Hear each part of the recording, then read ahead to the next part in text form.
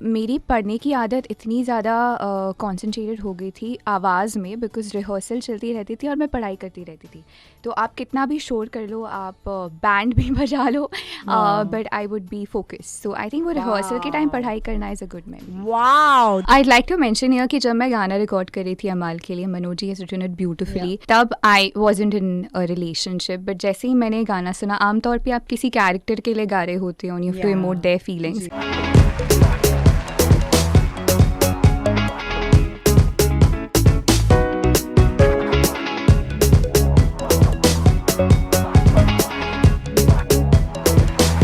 Stars express.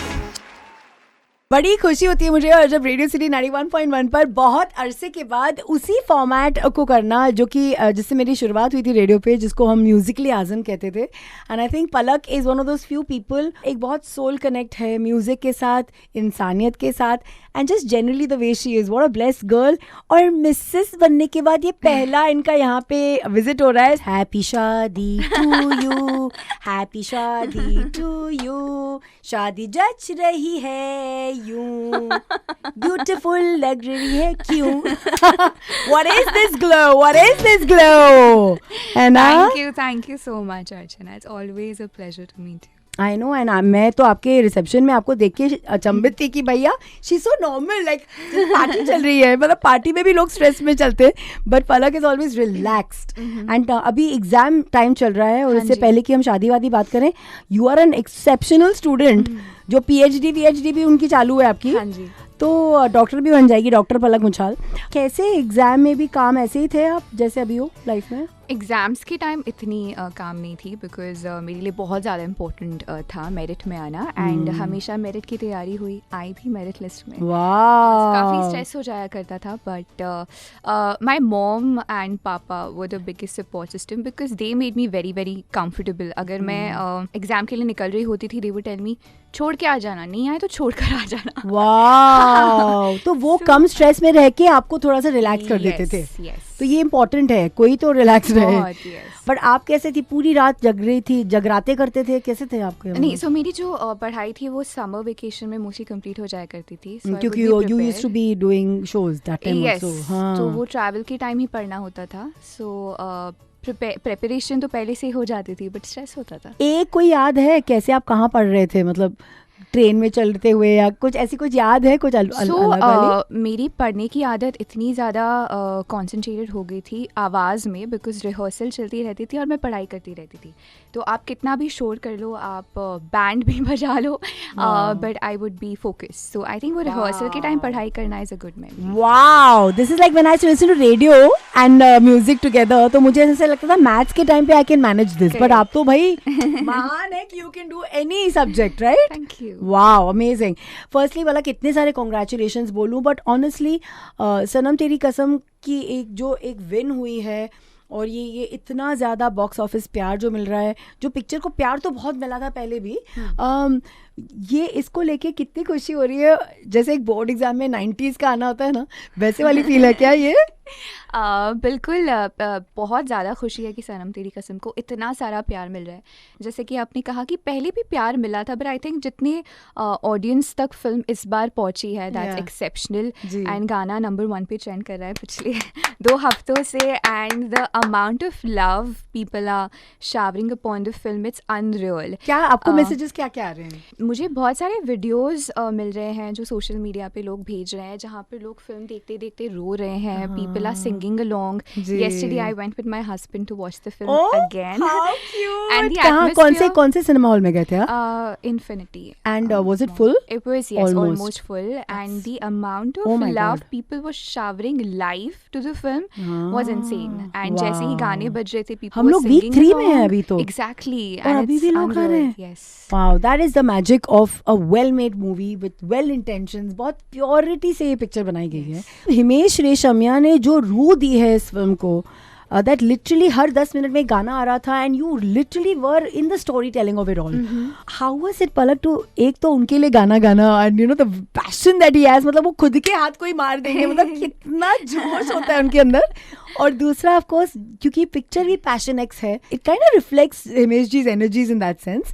और फिर आपको अपने आवाज़ ऐसी वाली फिल्म में देखना, जब आप भी यंग थी, ये सारे इमोशंस के बारे में, मेमोरीज के बारे में बताइए। आई फील हिमेश जी के लिए गाना मेरे लिए हमेशा एक ट्रीट की तरह होता है, because the first time I recorded for him I was 15 and बहुत बहुत बहुत कुछ सीखने को मिला उनसे। एंड लाइक यू सेड, जब आप रिकॉर्ड कर रहे होते हो उनकी एनर्जी जो आपको मिलती है दैट्स इन्फेक्शियस। एंड वो बहुत ज़्यादा हर चीज़ बहुत क्विकली चाहते हैं और बहुत परफेक्शन के साथ चाहते हैं। So he would literally like stand next to me and tell me, बेटा गा लेगी तू, बेटा गा लेगी। And the encouragement that he's given me for songs that I never thought I could sing. Wow. For example, जुम्मे की रात है, आइसक्रीम खाऊंगी, he made me push my boundaries so much. I think वो मेरे करियर में मुझे बहुत ज़्यादा काम आया है, जो भी सीख उनसे मिली है। एंड सनम तेरी कसम का पार्ट बनना was very very special because Radhika Vinay हुआ, the directors of the film, they both give a lot of importance to music. जो भी project वो करते हैं, music is a highlight always. So it wasn't like you're singing for a regular film or regular music. उसका brief कैसे रहता है जब आपने कहा कि उनके लिए म्यूजिक बहुत इंपॉर्टेंट है? Correct. ब्रीफ कैसे अलग होती है और इस सनम तेरी कसम के लिए क्या ब्रीफ थी? So for me individually also it's very important कि जब भी मैं गाने जाऊँ तब मुझे कैरेक्टर के बारे में पता हो, स्टोरी के बारे में पता हो. I don't like singing randomly get another hit song. I don't like that process. तो यहाँ पर तो आपके लिए बहुत ही अच्छी बात हो जाती है बिकॉज डायरेक्टर्स भी वही रेसिप्रोकेट कर रहे हैं and they were very clear about taking the tune of the character forward through the songs. क्योंकि वो थोड़ी सहमी हुई है, डरी हुई है, बहुत ही भोली है. तो did they say all this कि क्या कहा था? Yes, but at the same time, she's also very very individualistic determined of what she's decided. तो अब वो clarity भी है.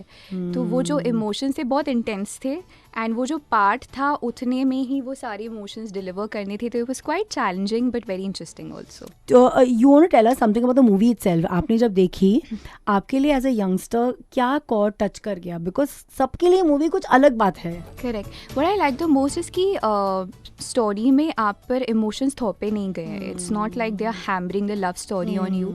You gradually get involve with the film और आपको पता भी नहीं चलता है कि कब आप इमोशनली कनेक्ट हो गए.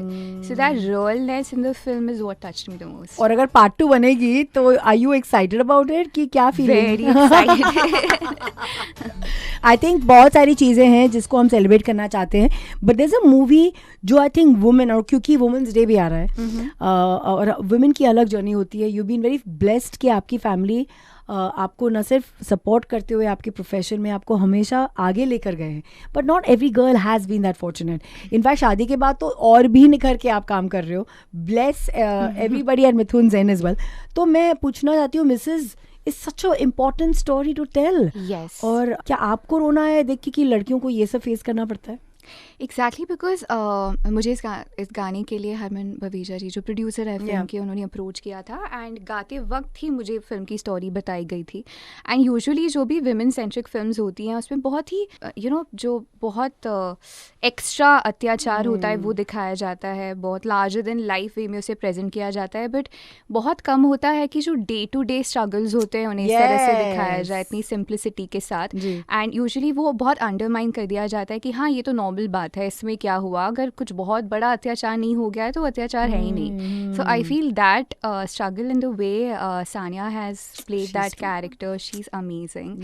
एंड उसका गाना जो मैंने गाया है बार बार, that's also very unique song because it's not a conventional गाना with a contemporary sound that we are hearing nowadays. कितनी क्यूट बात है, आप दोनों के बाल कितनी कली कली है. So it's like actually quite cute this connect. Mithun के फैमिली की तरफ से और सबकी तरफ से मैं पूछना चाहती हूँ कि शादी is not an easy decision, specially for somebody like you जो स्कॉलर भी हैं, आप पढ़ाई भी कर रहे हो, आप गाना भी गा रहे हो, आप शोज़ भी कर रहे हो, आप हीलर भी हैं बहुत सारे बच्चों के, आप ये जो हार्ट सर्जरीज लेती रहती हैं.